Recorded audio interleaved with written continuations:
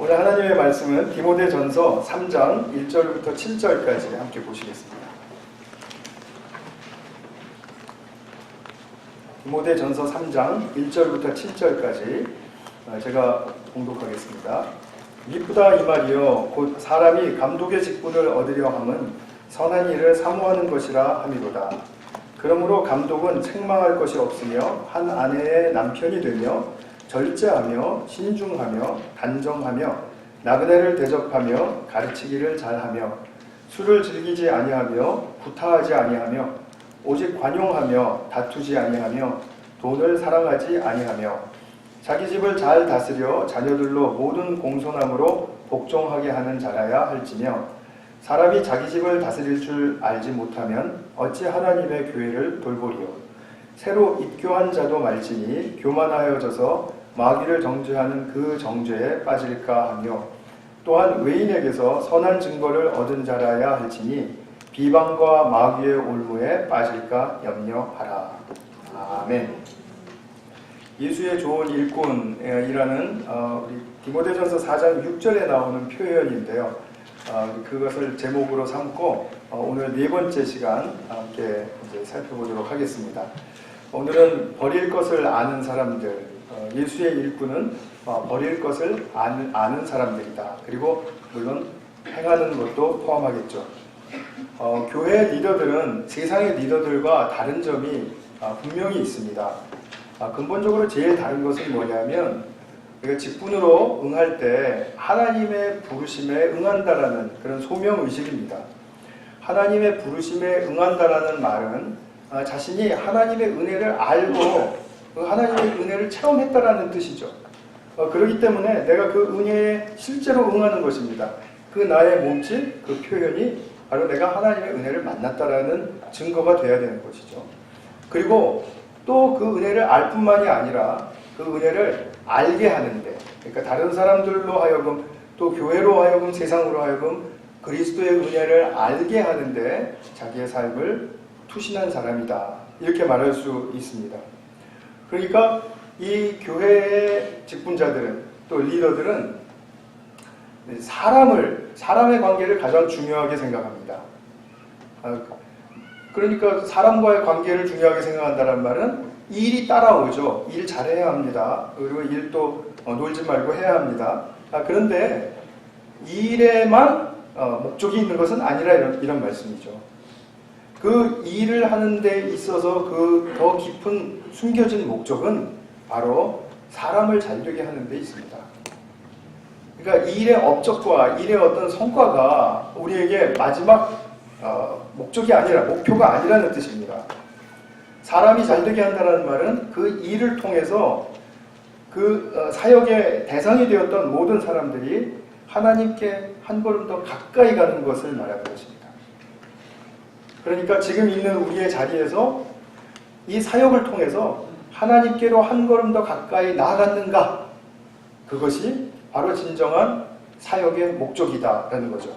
그러니까 그 목적을 리더들은 항상 인식하고 있어야 되겠죠. 그죠? 우리가 자칫 잘못하면 일의 그 긴박성, 그것 때문에 쫓겨서 조급해질 수 있고, 또 사람을 또 의식하는 우리의 또 본성적인 그런 어떤 태도가 있기 때문에 그래서 사람들에게 보이기 위해서 이 정도면 되지 않았을까 하는 그런 선에서 정말 사람을 생각해야 할 부분은 생각지 못하고 사람에게 인정과 칭찬을 받는 측면에서만 만족하면 되지 않을까 하는 그런 올무에 걸리기가 참 쉽습니다. 그래서 우리가 늘 기억해야 될 것은 우리 교회가 예배를 드렸다, 봉사를 했다, 또는 뭐 어떤 것을 한다 할지라도 목장 모임을 하든지 뭐 성경 공부를 하든지 무엇을 한다 하더라도 내가 하나님께 한 걸음 더 가까이 나아가게 하는 것이었는가를 점검해 보는 것은 교회의 일꾼의 굉장히 중요한 묵상의 주제라고 말할 수 있습니다. 우리가 지난주에 제가 공동체적인 새로운 성품이 형성돼야 된다라는 그런 말씀을 드리면서 미처 다루지 못한 두 항목이 있어서 이제 그것을 마저 다루고 오늘 좀 더 주력해야 할 그 3절의 말씀에 대해서 좀 나누도록 그렇게 하겠습니다. 일꾼에게는 특히 교회 일꾼에게는 새로운 성품이 필요해요. 세상에서 일하는 것처럼 그렇게 그런 방식으로 똑같이 카피해서 일할 수 있다고 생각하시면 큰 오산입니다. 그렇기 때문에 우리에게는 일꾼에게는 공동체적인 안목이 필요하고 또 그 안목에 합당한 공동체적인 성품이 필요합니다. 그 성품 중에 나그네를 대접하며라는 이제 항목이 있습니다. 이 나그네를 대접한다라는 말은 낯선 사람을 자기 집에 재워주고 또 이렇게 대접해주는 것을 의미해요. 근데 어떤 사람이 문을 똑똑 두들기고 하룻밤 재워주십시오 이렇게 말하면 그럼 미국 사회에서는 거의 그런 일이 없습니다만 우리 옛날에 우리나라에서도 시골에서는 또 그럴 수 있지 않습니까? 가다가 재워주십시오. 길손입니다.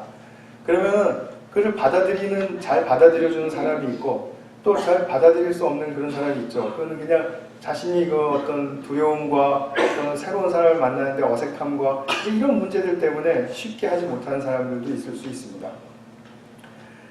그때 당시에 지금 이 성경이 쓰여질 당시에는 로마의 압제가 있었던 때였죠. 그러니까 이제 정치범으로 이렇게 쫓겨다니는 사람들도 많았고요. 또 기독교가 핍박을 받는 시대였으니까 또 어떤 그 주범으로 대상자가 되어서 또 피해 다녀야 되는 그런 어떤 크리스찬 동료들도 있을 수 있고요.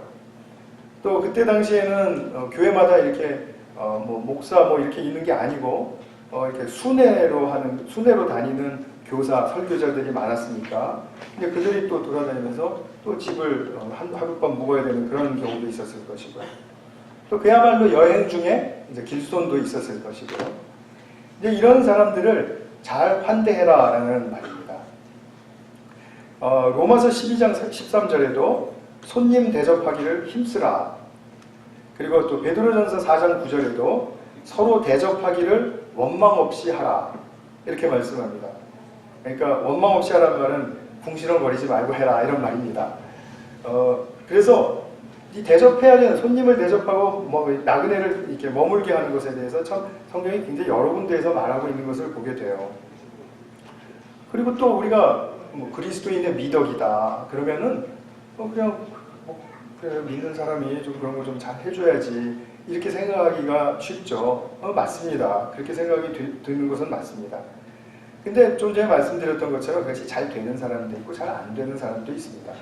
안 되는 사람은 그 사람이 나빠서 그런 게 아니라 정말 그 사람과의 어떤 관계에서 좀 어려운 사람들, 어색함을 많이 느끼는 사람들 그럴 수 있지 않습니까? 그러니까 교회 리더들에게 이 나그네를 대접하라라는 그런 말은 이 공동체가 나그네들을 잘 대접할 수 있고 환대할 수 있는 그런 문화와 전통을 잘 이끌어가야 된다라는 뜻이죠. 그 지도자만 그렇게 하라는 게 아니라 그것이 교회 전통과 문화가 잘 이루어지면은 그러면 좀 설사 좀 어색하고 힘든 사람도 그래 많은 사람들이 또 하니까 그래 나도 또 같이 한번 하고 이렇게 해서 길손들을 다 이렇게 맞이할 수 있는 거죠. 그래서 이런 문화가 너무 잘 되어 있었던 것 같아요. 초대교회에는. 그래서 기록에 보면 길손들이 이렇게 여행하다가 마침 그리스도인의 집에서 머물게 되면은 굉장히 큰 영광으로 생각했다고 해요. 그러니까 그리스도인들은 그 개인 차에 의해서가 아니라 어떤 공동체적인 그것에 대한 정신이 있었기 때문이라는 거죠. 그런 부분이 오늘날 우리 이제 현대교회, 특히 미국 사회 또는 한국 사회에서는 좀 이렇게 놓쳐버리고 있는 그런 일이 별로 일어나지는 않으니까요. 그러나 중요한 것은 우리가 낯선 사람들 또는 스트레인저들, 그러니까 뭐 객들을 잘 환대하는 것은 중요한 일이다. 그냥 돌려보내서는 안 된다라는 거죠. 그것이 바로 이제 그 감독, 즉 직분자의 어떤 그 하나의 일의 job description이었습니다. 두 번째로는 가르치기를 잘하며라고 얘기합니다. 가르치기를 잘해야 된다라고 하면은 어떤 것이 딱 생각이 나시나요? 이렇게 깊은 지식을 굉장히 이렇게 박식한 그런 태도를 가지고 말씀하시는 어떤 교수님이나 아니면 막 똑부러지게 막 선명하게 막 그냥 어떤 이렇게 착하게 막 강의하는 어떤 강사나 뭐 이런 사람들 보면 잘 가르친다 이런 생각이 들잖아요. 근데 그런 의미와도 또 조금 우리가 좀 구별해서 생각을 하셔야 됩니다. 그런 차원을 넘어서는 것이고요. 지금 가르치기를 잘하라는 말은 예수를 믿지 않는 사람에게는 예수의 은혜를 진실되게 잘 전해라. 잘 설명해 줄 수 있어야 된다. 그리고 믿는 사람들에게는 기독교의 진수에 더 깊이 들어갈 수 있도록 잘 풀어서 나누고 또 설명하고 그리고 또 토론도 하고 이런 식으로 해서 잘 이끌어가라는 뜻이죠. 그러니까 잘 가르친다라는 것은 예수의 은혜가 빠지면 잘 가르치는 일이 성립이 될 수가 없습니다. 이 교회에서의 가르침은 그렇다라는 거죠. 그러니까 이거 말로만 하는 게 아니죠. 말로만 해서는 안 되죠. 더 훌륭한 방법은 자기의 삶의 방식을 통해서 하는 것이죠. 내가 이렇게 예수님을 만났습니다. 내가 이 예수님이 이런 분인 줄 알았습니다. 당신도 이런 예수님을 한번 만나보십시오. 이렇게 하는 거죠. 또 우리가 교회에서도 그런데 사실은 이렇게 좀 말로만 하는 경우가 참 많습니다. 저도 참 말을 많이 하는 사람 중에 대표적인 주자라서 참 드릴 말씀은 별로 없습니다만 참 말로 하고 끝날 수가 참 있기가 너무 쉽습니다. 그냥 말로 하면 어떤 우리 교리적으로 충돌만 없으면요 다 그냥 끄떡끄떡 하실 수 있습니다. 십자가 보혈로 은혜로 구원하셨습니다. 네. 주님 사랑하십니다. 네. 불쌍히 여기십니다. 네. 사랑은 오래 참는 것입니다. 네. 다 끄떡끄떡 할 수 있습니다. 그러나 정작 자기 삶에서 어렵고 할 때 주님 불쌍히 여기십니다. 예 했던 사람이 아니 주님 왜 나한테 이러세요? 이렇게 갑자기 대든단 말이죠. 사랑은 오래 참고 예 했던 사람이 아니 나 이런 것도 이렇게까지도 내가 사랑을 해야 합니까? 하고 반문한다는 말이죠. 그러니까 우리는 말로만 해서는 안 될 존재라는 거 다 아시죠. 그렇기 때문에 체험을 통해야 합니다. 우리가 체험을 통하고 마음의 중심이 통하지 않으면 가르쳐지지도 배워지지도 않는 것입니다. 교회가 답보할 수 있는 큰 이유 중에 하나는 그냥 참여하고 그냥 끄떡하고 그리고 오늘 내가 다 했다. 이것이죠. 그건 다 아니죠. 사실은 그것을 진짜로 들어가기 위한 초입에 있었던 것인데 초입 문까지만 가고 들어가지는 못했던 것이죠. 그러니까 그것은 참 안타까운 일입니다. 교회 리더가 가르치기를 잘해야 한다는 말은 자기 인생에서 예수님을 만난 것이 분명해야만 가능해집니다. 모태신앙으로 죄송합니다. 모태신앙인분들 모태신앙으로 10번을 태어났어도 예수님을 만난 적이 없으면 즉 자기의 내면의 바닥에서 예수님을 만난 적이 없으면 경험하지 못했으면 그 사람은 가르침이라는 게 무슨 말인지 잘 모를 가능성이 굉장히 높습니다. 또 가르침에 힘이 없을 겁니다. 또 그런 사람은 없겠지만 예수님 믿고 모든 게 다 잘 풀리고 문제도 없고 다 건강하고 주변도 그냥 다 평안하고 잘 살고 이런 가운데 예수님에 대한 은혜에 대해서 예수님의 은혜에 대해서 잘 가르칠 수 없습니다. 자기가 모질게 정말 처절함과 아픔과 무능함과 답답함을 경험해야 하고요. 내가 이토록 이 세상에 대해서 이 일에 대해서 인생에 대해서 이렇게 혼동스러운 존재가 일 수 있을까? 왜 나는 이렇게 오락가락할까? 변덕이 하루에도 죽을 듯이 이렇게 심할까? 영적인 정신적인 고갈과 이 궁핍의 상태가 어쩌면 이렇게 심각할까? 나에게는 왜 이렇게 인생에 무거운 짐이 있고 문제들이 계속 산재해 있는가 하는 그런 가운데서 예수님 만나서 생명의 싹이 트는 그런 경험을 해보지 않은 사람은 사실 교회 직분자로서 가르친다는 게 무엇인지 알 수가 없을 거예요. 그러나 우리가 가르치는 양에 비례해서 경험한다 하더라도 이 경험이 너무 적은 것이죠. 그러니까 제가 이렇게 설교를 하고 매주 이렇게 한다는 건 굉장히 고통스러운 일이죠. 갑자기 신세한탄으로 이렇게 빠졌습니다. 그래서 저를 위해서 많이 기도해 주시기 바랍니다. 이번 주간에도 저 사람에게 정말 예수님이 한 두어 차례 만나 주셔야 되겠습니다. 이렇게 좀 기도해 주시고 이렇게 좀 격려해 주시면 좋겠습니다. 잘한다 그런 격려가 아니라 정말 예수 만나기를 진심으로 원하는 그런 마음. 또 우리 목동님들 위해서, 또 부소장님들 위해서, 직분자들 위해서 그것을 우리가 기도하는 교회가 되어야 됩니다. 예수님 만나지 않으면 아무 일도 일어나지 않기 때문에, 생명의 싹이 나오지 않기 때문에, 그냥 어려운 건 어려운 걸로만 끝나는 것이고, 잘 되는 거 그냥 내가 잘해서 있으려니, 뭐 하나님의 은혜가 있으려니, 그냥 있으려니 하는 그걸로 끝나는 것이고, 이게 힘이 없다는 거죠. 힘이. 이게 진짜로 생명의 힘, 활력이 어디에서 나오는가?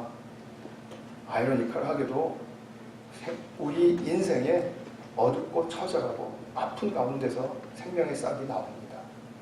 그것을 우리가 경험한 사람은 주님의 은혜를 받았기 때문에, 주님의 은혜를 경험했기 때문에 그 은혜에 나타나는 선물로서 은사가 생기는 것입니다. 은사.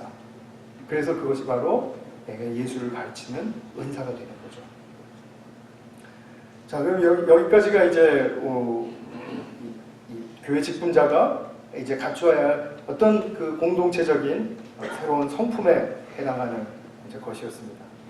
오늘 이제 나머지 시간에는 우리 일꾼들이 자기 자신과 이제 좀 정말 처절하게 싸워야 할 그런 부분들에 대해서 좀 말씀을 드리고자 합니다. 3절에 보시면은 다 버려야 될 것들에 대해서 이야기해요. 극복하고 싸워야 될 것들에 대해서 말씀하고 있습니다. 첫 번째가 무엇이냐면 술을 즐기지 아니하며입니다. 왜 술을 즐기지 말라고 할까요? 술은 사람을 잡는 힘이 있기 때문에 그렇습니다. 술은 사람을 술에는 장사 없다 뭐 이런 말 있지 않습니까? 아마 사람을 장악하는 것이 술뿐만은 아닌데요. 제가 이제 뒤에 쭉 많은 설명을 드릴 건데 술만 사람을 장악하는 것이 아니지만 그러나 대표적으로 일반적으로 술 취하면 내가 술을 잘 못 마신다, 술 취한 적이 없다 하더라도 술 취하면 저렇게 되는구나, 저렇게 장악되는구나를 우리가 보는 가장 쉬운 상징적인 예이기 때문에 술 즐기지 말아라 이렇게 말씀한 것 같아요. 물론 그 당시에 술이라는 것이 너무 자유로운 품목이 되지는 않았죠. 그러나 어떤 면에서는 또 허용된 부분도 있습니다. 그러나 그렇다고 해서 마음 놓고 마시고 이건 그리스도인의 자유다 이렇게 말할 수 있는 근거는 하나도 없습니다. 그렇기 때문에 술에 관한 말이 참 많습니다. 성경에 보면. 성경에 보면 많지만 또 일반적으로도 많아요. 그죠? 일반적으로 말씀 제가 몇 가지 좀 이렇게 본 말씀을 좀 설명을 드린다면 술은 인간의 성품을 비추는 거울이다. 그러니까 술 한 잔 먹으면 그 사람이 어떤 사람인지 다 나타난다는 거죠. 한 잔 술은 재판관보다 더 빨리 분쟁을 해결해 준다. 술 한 잔 먹고 푼다 이겁니다. 근데 제가 보기에는 교회 안에서는 이거 안 통합니다. 교회 안에서는 한 잔 술을 마셔도 안 풀려요. 이상하게 더 고집이 세지는 것 같아요. 안 풀려고 작정한 것 같아요. 그냥 술을 10잔을 마셔도 안 풀어요. 마셔보고 푸신 분 있습니까? 더 분해가지고 집으로 돌아가셨습니까? 어쨌든 다 이거 그냥 옛날에 저희 그 철학자들이 한 얘기들입니다. 한 잔 술은 건강을 위해서, 두 잔 술은 쾌락을 위해서, 세 잔 술은 방종을 위해서, 네 잔 술은 광기를 위해서 이런 말이 있죠. 아나카르시스라는 사람이 했다고 합니다. 이런 말을. 근데 술에 대해서 어느 정도 수용하면서 어느 정도 경계하면서 하는 말들을 다 이제 해요. 근데 성경에 보면 에베소서 5장 18절에 유명한 구절이죠. 다 아실 거예요. 술 취하지 말라. 이는 방탕한 것이니 오직 성령의 충만을 받으라. 자, 여기서 술과 성령을 대조시켜 놨습니다. 술과 성령을 왜 대조시켰을까요? 사도 바울이. 이 둘 다 사람을 장악하는 그런 힘이 있는 존재이기 때문입니다. 하나는 굉장히 부정적으로, 하나는 굉장히 긍정적으로. 그러니까 술과 성령을 대조하는 아주 단순한 이유는 사람을 사로잡는다는 거예요. 고린도전서 6장 10절에 보면 이런 말씀이 또 나옵니다. 술 취하는 것이 몇 가지 품목의 가운데 속 들어갑니다. 뭐라고 나오냐면 도적이나 훔치는 거죠. 또 탐욕을 부리는 자나 술 취하는 자나 모욕하는 자, 중상모략하고 험담하고 하는 자, 그 다음에 속여 빼앗는 자들, 사기치는 자들은 하나님의 나라를 유업으로 받지 못한다. 라고 말합니다. 여기서는 술뿐만 아니라 몇 가지 더 언급했죠. 자, 그럼 한번 생각해 보겠습니다. 도둑질, 훔치는 거. 이 훔치는 거, 이거 습관인 거 아시죠? 이거 습관이 안 들였는 사람은 정말 다행인데, 이 습관이 이게 잘못 들여가지고 훔치는 게 있으면은 감옥을 여러 번 들어갔다 나갔다 해도 또 그 버릇이 나오잖아요. 이게 자기가 틀렸다는 걸 알면서도, 그리고 이거 훔쳐봤자 뭐 별거 아니라는 걸 알면서도 계속 그렇게 한단 말이죠. 무슨 뜻입니까? 거기에 사로잡혀 있는 거죠. 장악되어 있습니다. 탐욕을 부린다. 탐욕을 부리는 것, 이건 뭐 너무나 맞죠. 이게 자기가 만족이 일어나지 않죠. 탐욕이 채워지기 전까지는 하여튼 일시적으로든지 어쨌든 간에 하여튼 채워져야 하여튼 그 숨을 쉴 수 있게 되는 거죠. 거기에 사로잡혀 있으니까. 술 취하는 거 말씀드렸고요. 모욕하는 거 마찬가지입니다. 사람이 중상모략하고 그리고 헐뜯고 하는 것들이요. 이게 웬만해서는 이게 고쳐지지가 않습니다. 계속해서 가는 이 습관 중에 하나입니다. 더군다나 이것이 뭐 굉장히 심하다라고 하면 뭐 치료를 받든지 뭐 문제의식을 갖고 자기가 그것에 대해서 회복하고자 하는 그런 어떤 노력이 있겠지만 이것이 그냥 뭐 이렇게 봐도 좋고 저렇게 보면 조금 심하고 뭐 이런 정도 안에서는 절대로 사람은 그런 걸 고치려고 하지 않습니다. 그래서 계속해서 중상모략 또는 모욕하는 그런 원사를 계속해서 해요. 속여 빼앗는 자들, 사기치는 사람들은 자기도 모르게 내가 이걸 어떻게 속일까? 내가 저걸 어떻게 뺏어올 수 있을까?를 궁리하죠. 내가 일부러 그렇게 해야 되겠다가 아니라 딱 보면 그게 생각이 난다는 거죠. 사로잡혀 있기 때문에. 우리가 경험한 것도 있습니다. 어떤 굉장히 공격적으로 사람을 모욕을 주는 말을 잘하는 사람이 있었습니다. 근데 그 양반 자기가 그거 잘못된 건지 알아요. 그래서 사람들이 자기 곁으로 안 오고 다 떨어져 나가는 것도 알아요. 그런데도 한두 사람만 걸렸다 하면은 30분 정도 티타임을 가지면은 반드시 한번 이렇게 사람을 뒤집는 그런 그 말과 그 표정을 해요. 왜 그럴까요? 그 사람 자기가 몰라서 그러는 걸까요? 알고 하는 것입니다. 못 고친 것입니다. 틀렸다는 거 압니다. 그런데 왜 그렇게 하죠? 자기가 어쨌든 사로잡혀 있으니까 하는 거죠. 부정적인 생각, 무슨 뭐 또 어떤 뭐 사람에 대한 비판과 비난, 뭐 어떤 무엇이든지 뭘 보면 불안한 거 이런 것들은요. 내가 그걸 하고 싶어서 하는 게 아니라 그냥 나도 모르게 거기에 사로잡혀 있기 때문에 하는 것입니다. 증세가 심하든 심하지 않든 거기에 내가 장악되어 있기 때문에 그렇게 하는 것입니다. 그러니까 술뿐만이 아니라 여러 가지들을 성경에서는 많이 이야기해요. 근데 다 좋아도 딱 한 가지 걸리면 참 삶이 어려워진다는 거죠. 저 사람 참 정말 다 좋은데 저 도벽이 문제다. 저 사람 참 좋은데 저 도박이 문제다.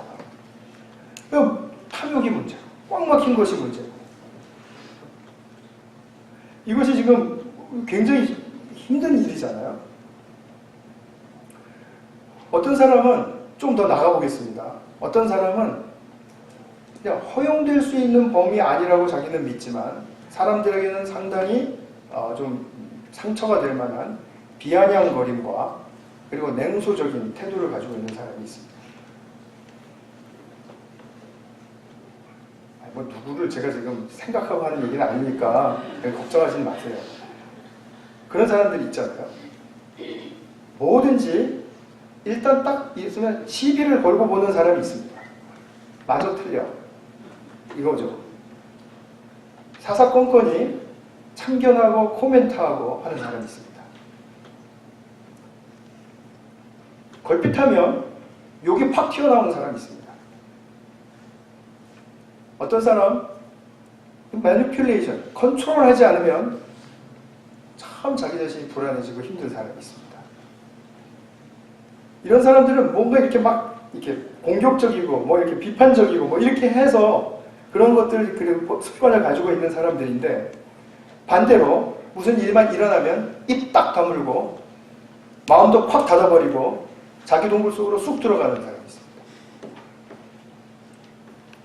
그 거북이가 그 목 확 집어넣듯이 그렇게 들어가는 거예요. 그러면서 자기를 비관하고 자학하고 스스로 침체에 빠집니다.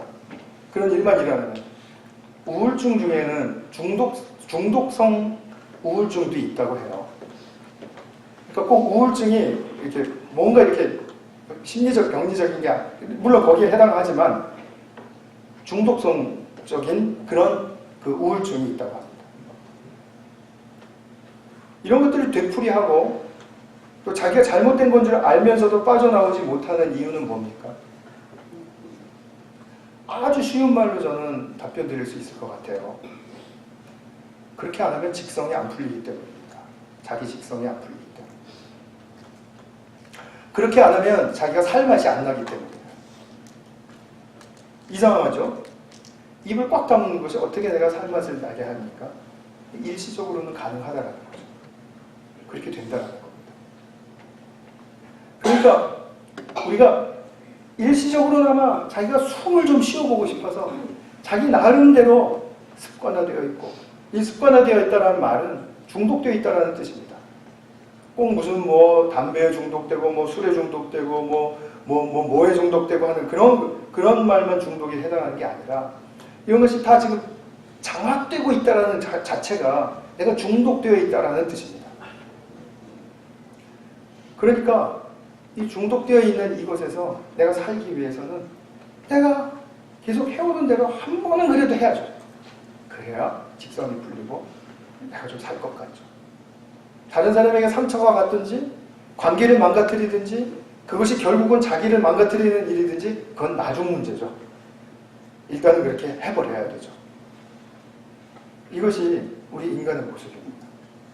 이것이 우리가 인간이 장악되고 있는, 무엇인가에 장악되고 있는, 사로잡혀 있는 그런 상태입니다. 뒤로 가면은 구타하지 아니하며 다투지 아니하며 돈을 사랑하지 아니하며 이게 있죠. 다 무슨 말입니까?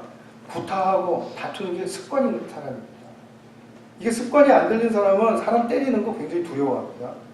근데 사람을 많이 때려본 사람은, 제가 이래서 때려본 사람처럼, 사람 때려본 사람은 절대로 사람 때리는 거 두려워해요. 그렇지 않습니까?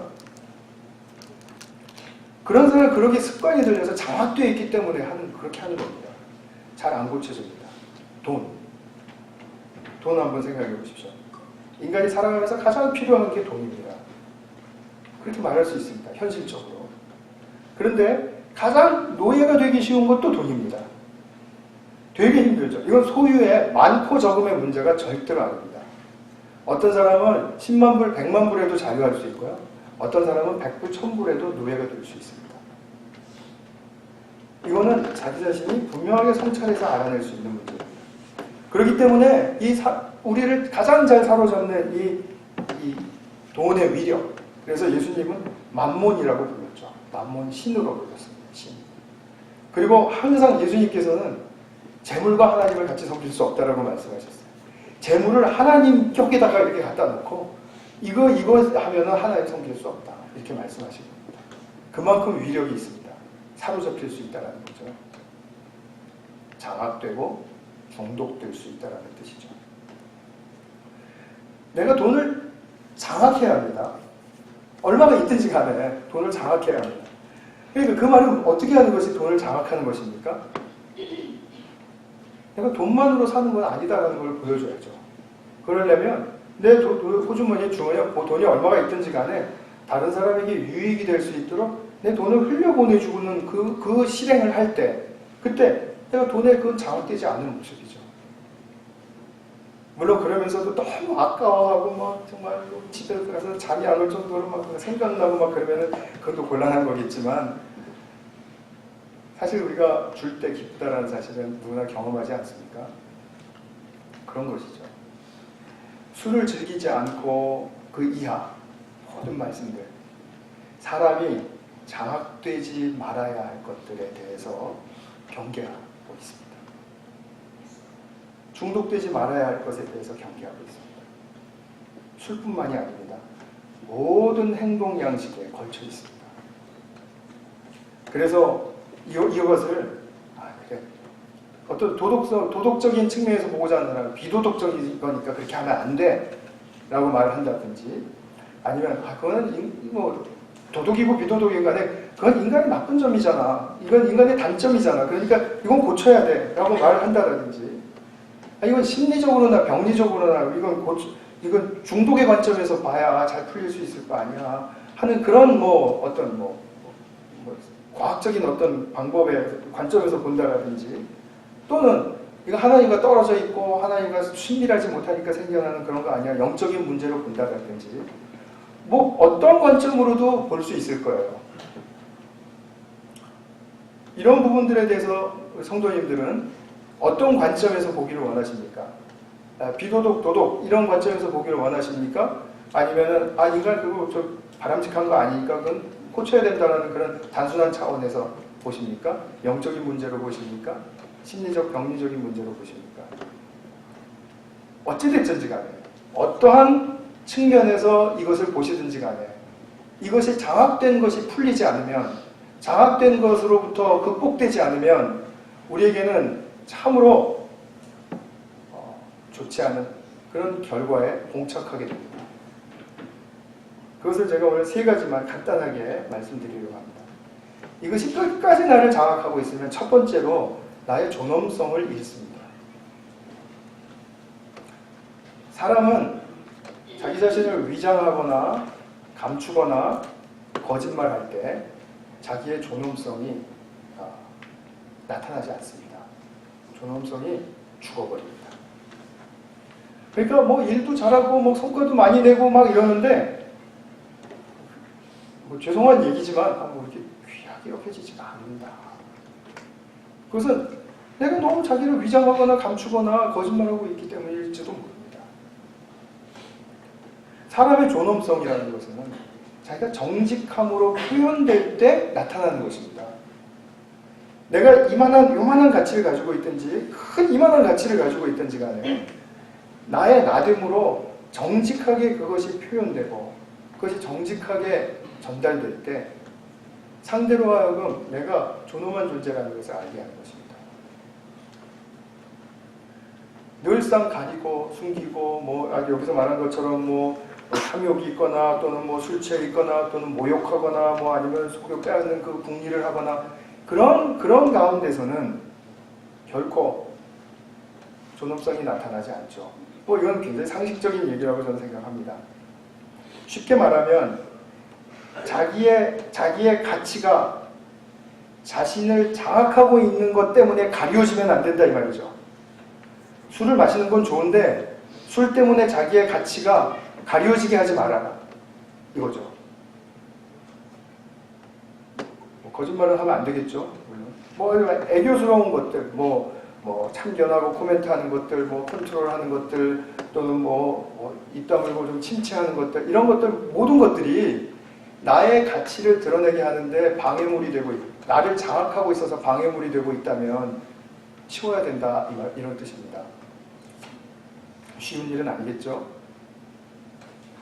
근데 이것이 나에게만 해가 되는 것이 아니고요. 하나님께 해가 된다는 사실을 아십니까? 하나님이 우리의 존엄성이 잘 드러나지 않고 자기의 존엄성을 또한 인정하지도 않고 그것을 위해서 살지도 않으면 하나님 정말 우리 아빠로서 슬퍼하시고 그리고 아파하시는 부분입니다. 우리 자녀를 기르신 분들 많이 계시지만 부모가 언제 가장 가슴이 아프고 슬픈가요? 그 아이가 잘못했을 때? 어떤 나쁜 버릇이 있을 때? 그런 거 아닙니다. 그런 것들이 다 있어도 같이 짊어지고 가면 됩니다. 그러다 끝까지 자기 자신을 무가치하다고 여길 때, 그리고 자기 자신을 자학하고 자기는 쓸모없는 존재이기 때문에 정말 자기는 어떠한 것에도 삶이 이루어질 수가 없고 진실한 삶이 이런 것들은 나에게선 먼 삶이다. 이렇게 자기 삶을 또 자기 존재를 그렇게 스스로 무가치하다고 여길 때 부모는 가장 슬프고 아프죠.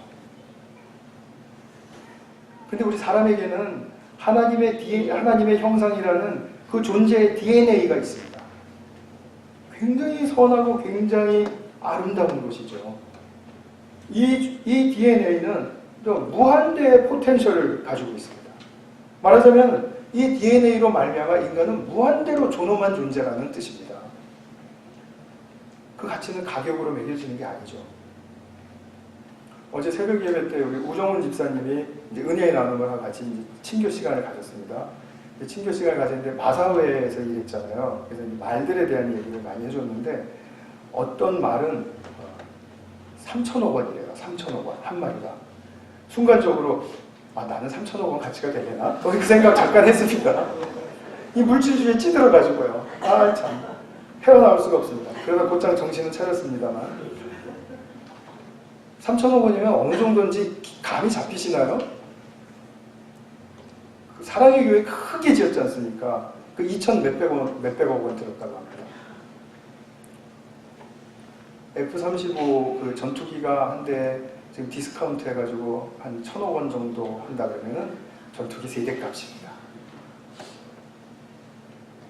근데 인간은 이렇게 가격으로 존엄성의 가치를 매길 수 있습니까? 없죠. 그럼 어떻게 가치를 압니까? 이것도 굉장히 심플해요. 느끼고 확신함으로밖에 알 수가 없습니다. 느끼고 확신하지 못하면 존엄성을 어떻게 알겠습니까? 그죠? 무엇으로 증명을 하겠습니까? 인간은 서로 교통하고 서로 통해야 되는 존재예요. 그렇기 때문에 서로의 존엄성을 인정해 준다는 것은 그 사람을 내가 느껴야 되고 그 사람은 내가 확신하는 바가 있어야 되는 거예요. 그래야지만이 존엄성이 인정받고 그 존엄성이 자라갈 수 있다는 거죠. 두 번째로는 관계의 축복을 있습니다. 내가 장악된 곳에서 헤어나지 못하면 관계의 축복을 있습니다. 제가 항상 많이 말씀을 많이 드리지만 우리의 삶의 활력은 많은 부분 관계에서 옵니다. 하나님과 나와의 관계, 나와 이웃과의 관계, 나와의 관계, 나와 직장과의 관계, 나와 사회와의 관계, 나와 나라와의 관계, 나와 이 자연과의 자연과의 관계.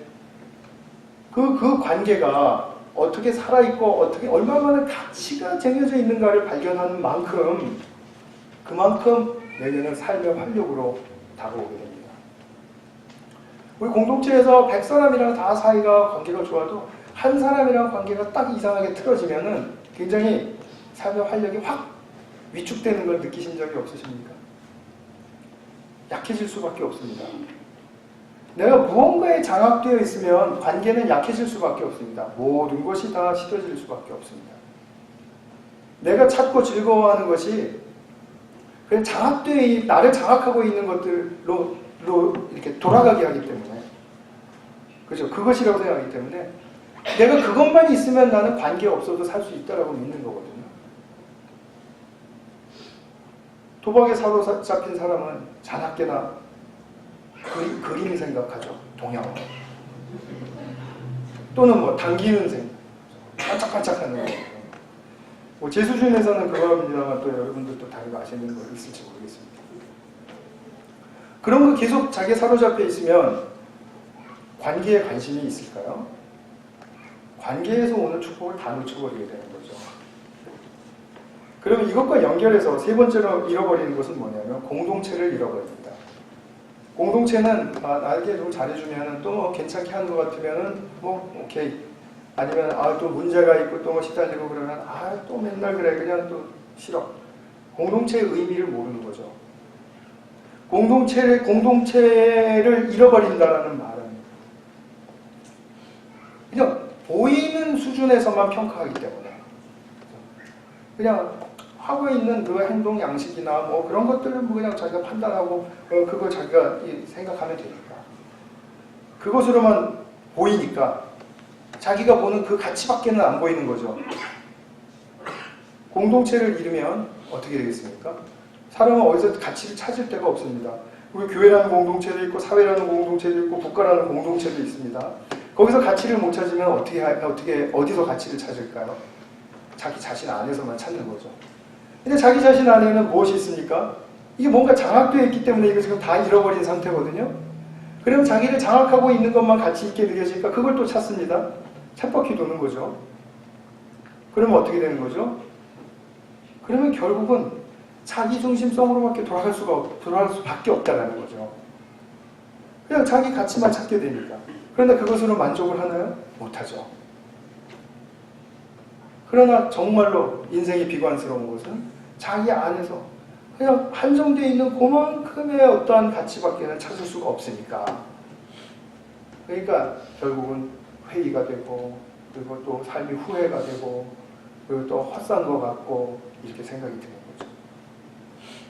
우리가 진짜 삶다운 삶을 살기 위해서는 나의 존엄성과 관계에서 오는 축복과 공동체의 가치를 찾는 데 있습니다. 내가 혼자 잘 돼가지고는 엄청 제약이 있습니다. 그거 가지고 만족하게끔 인간이 지어지지 않았다라는 사실을 분명하게 아셔야 됩니다. 그래서 아까 고린도전서 6장 10절에서 말씀한 거, 도둑질한 자나 탐욕한 자나 술 취한 자나 뭐 이렇게 쭉 얘기하면서 그들은 모두 하나님 나라를 유업으로 받지 못한다 라고 말했죠. 이걸 다 잃어버린 상태를 하나님의 나라를 유업으로 받지 못한다라는 뜻으로 해석을 하셔도 정확한 해석이 되겠죠. 말씀을 맺겠습니다.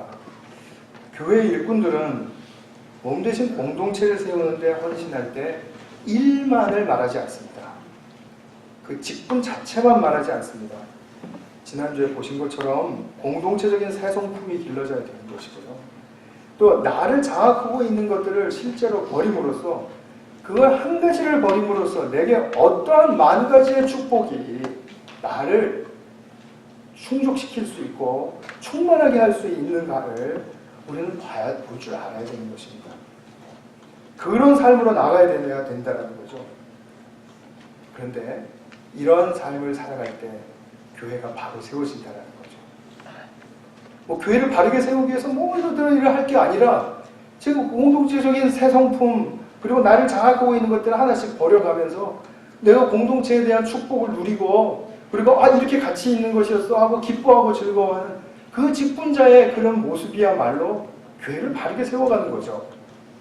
어떻게 다른 방법으로 할 수 있을까요? 일시적인 거죠. 일시적인 거죠. 그래서 우리가 교회 일꾼으로서 길러가야 할 내적 자질이 정말 이토록 저는 이것이 불가능하거나 어렵다고 생각하지 않습니다. 이것을 우리가 솔직하게 내어놓고 그리고 주님께 의탁하고 그리고 나의 삶에 이런 부분들에 대해서 과감하게 에너지를 쓰면 분명히 내 자신에 대해서 깨질 것이 있습니다. 장악된 것으로부터 풀릴 수 있습니다. 나의 옛 성품으로부터 자유로워질 수 있습니다. 이것을 우리가 함께 격려하고 독려하면서 정말 진정한 교회가 세워지는 그런 축복이 풍성하기를 축원합니다. 다시 한번 기도하겠습니다. 오늘은 제가 우리를 장악하고 있는 것들에 대해서 내면적인 것들에 대해서 함께 나누었는데요. 그런 부분들이 결코 가벼운 문제가 아니다라는 사실을 내가 같이 한번 인정할 수 있으면 좋겠고요. 이것들로 말미암아 공동체나 관계나 자기 자신도 이렇게 망가지거나 파멸되는 일이 없기를 바랍니다.